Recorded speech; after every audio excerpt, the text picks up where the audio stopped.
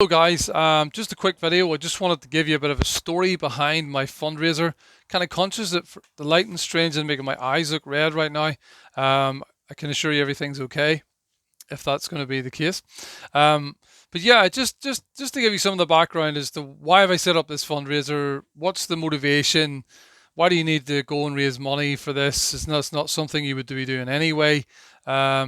This type of thing. So many years ago, we all follow our passions in life. We all feel that we've got some kind of calling that we need to fulfill. And for some reason, for many years, I always felt like, even from the age of 17, I felt like I want to just do whatever is the most, whatever, however I can maximally help the most people.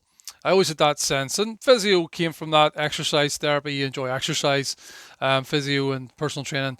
But then I always felt this sense of, well, what really matters in life? And for me anyway, again, you may not be a Christian, so you may not have these same, feelings about this and worldview. But for me, it just comes down to, what's this life about? Why am I here? Where are we going?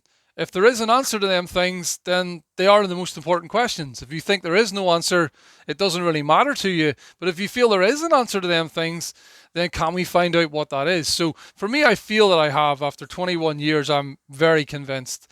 I put it to the test, if you like. Several years ago, I'd set up a physio and a personal training business. And for me, that was a great passion of mine for many reasons. But around that time, after doing this, my father-in-law, who I love dearly, 73-year-old, went up to his house every Sunday, made his dinner. My favourite part of the week, my favourite time of the week. We just sit and chat, get dinner made for you as well, while I looked after the kids. It was a good bargain for us. But he got sick. Out of the ordinary, he got to A&E one night, feeling a bit of a temperature. And next thing we knew, he's been told in A&E that he'd got bone cancer. None of us had heard this. Cancer of the blood. It turned out he did have acute myeloid leukemia, and he was given a short prognosis, maybe several months, 6 months. Turns out it was only about 3 weeks that he lasted, but the time in hospital was traumatic. It was totally unexpected. But what really was important to me was he had a strong faith in God, but he knew in his own mind that he had drifted away from God many years before this. So we hurriedly got in with the scriptures. We opened the Bible every day that we could, and we looked at what does the Bible say about his life, about where he's going.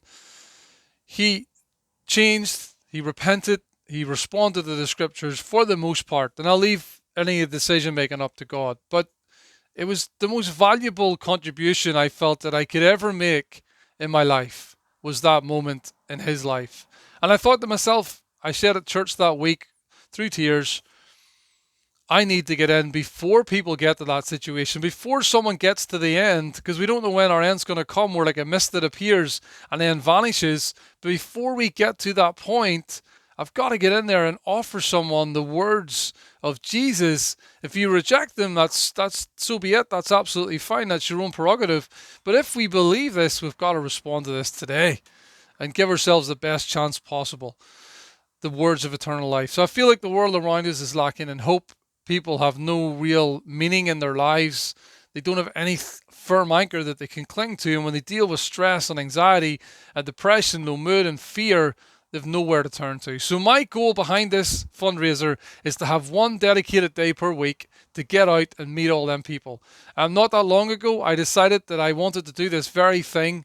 Around the time just after my father-in-law died, I set up my own lunchtime ministry, and I went out at lunchtimes to reach out, spread the gospel, and get talking to people, dealing with other things along the way. I met a young man called Alex. He became a Christian. Not too long after that, his dad then got baptized and became a Christian. And the influence that we can have if we spread the word began to grow.